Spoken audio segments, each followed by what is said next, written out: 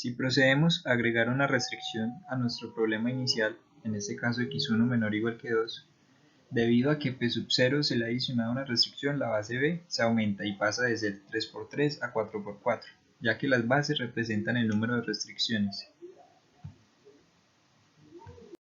Lo primero que debemos hacer cuando se añade una restricción es convertirla en variables de holgura también.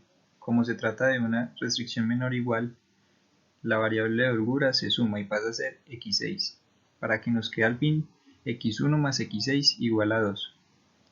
Luego, al cuadro óptimo anterior se le agrega una fila y una columna denominada x6. Esto en razón a que una nueva restricción aumenta el tamaño de la base. Ahora la base es de 4 por 4. Y escribimos los coeficientes de la nueva restricción. Como podemos ver, x1 tiene un coeficiente de 1, no hay coeficiente de x2, tampoco de x3, ni de x4, ni de x5, pero sí hay coeficiente en x6 de 1, y nuestro RHS es de 2. Tenemos el cuadro con la nueva restricción añadida.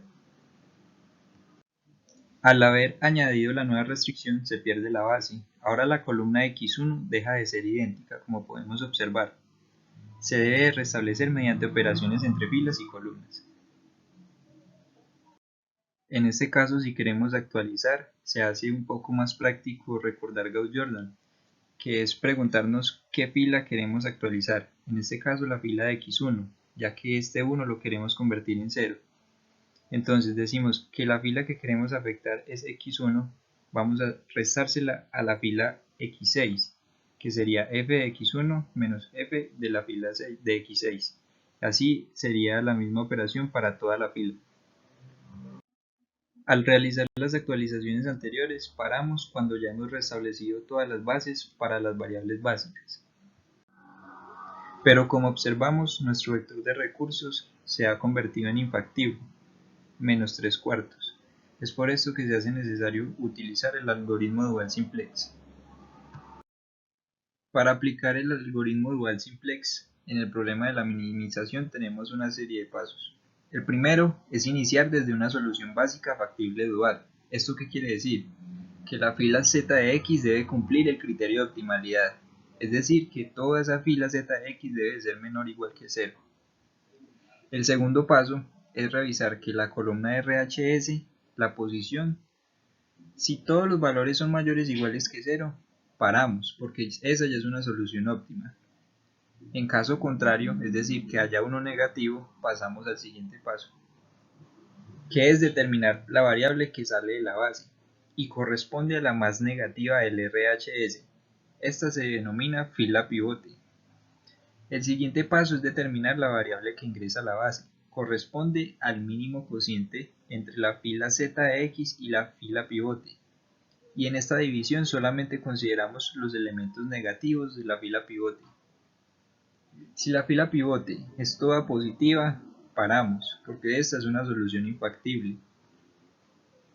También se debe recordar que como los z de x siempre son menores o iguales que 0, y se van a tener en cuenta solamente los valores negativos de la fila pivote, este resultado siempre va a ser positivo.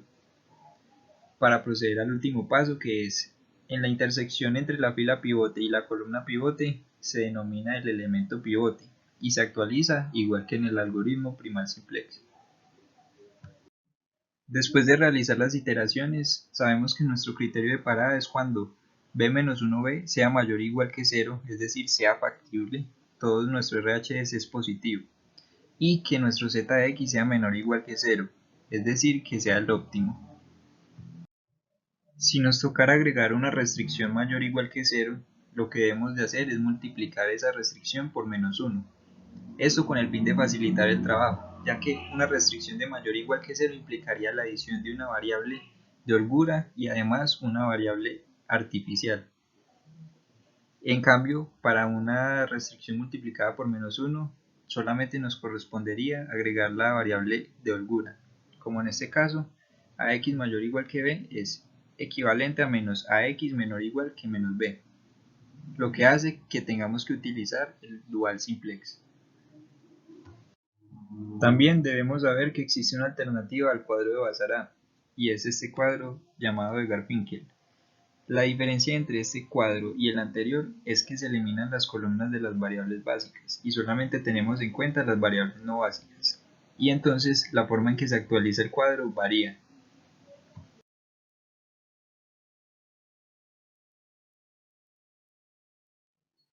Para actualizar, lo primero que hacemos es identificar las variables que ingresan a la base y las que salen de la base.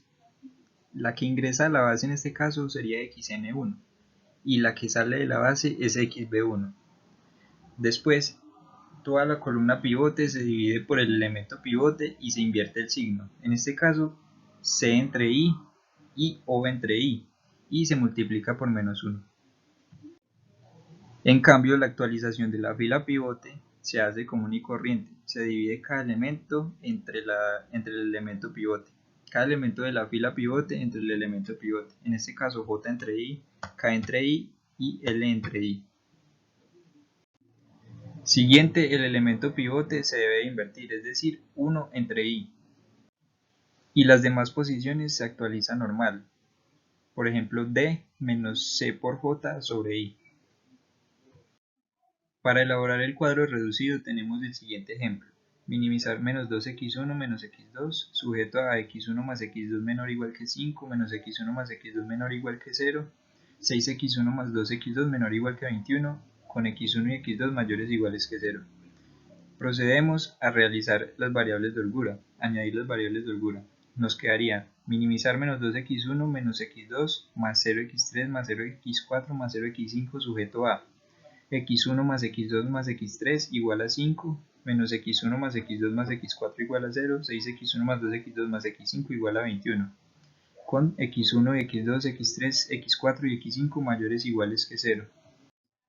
Para montar el cuadro identificamos los siguientes elementos: la matriz de coeficientes tecnológicos A, en este caso son los coeficientes de todas las restricciones, también las variables básicas que son x3, x4 y x5, las variables no básicas que en este caso son x1 y x2, también sabemos que n es igual a las no básicas 1, 1, menos 1, 1, 6 y 2, y b minúscula es el vector de recursos 5, 0 y 21. Los coeficientes de las variables básicas son 0, 0 y 0, y los de las no básicas son menos 2 y menos 1, y procedemos a hacer los cálculos para montar el cuadro. CB menos 1n menos cn es igual a menos cn porque CB es 0, nos queda igual a 2 y 1, y b menos 1n es igual a n, CB b menos 1b es igual a 0, y b menos 1b es igual a b. Con esos cálculos ya podemos elaborar el cuadro. El cuadro reducido nos queda como se ve en el primer cuadro, y los siguientes son las iteraciones hasta llegar al óptimo, obteniendo que x0 es igual a menos 31 cuartos, la función objetivo, x1 es igual a 11 cuartos y x2 es igual a 9 cuartos.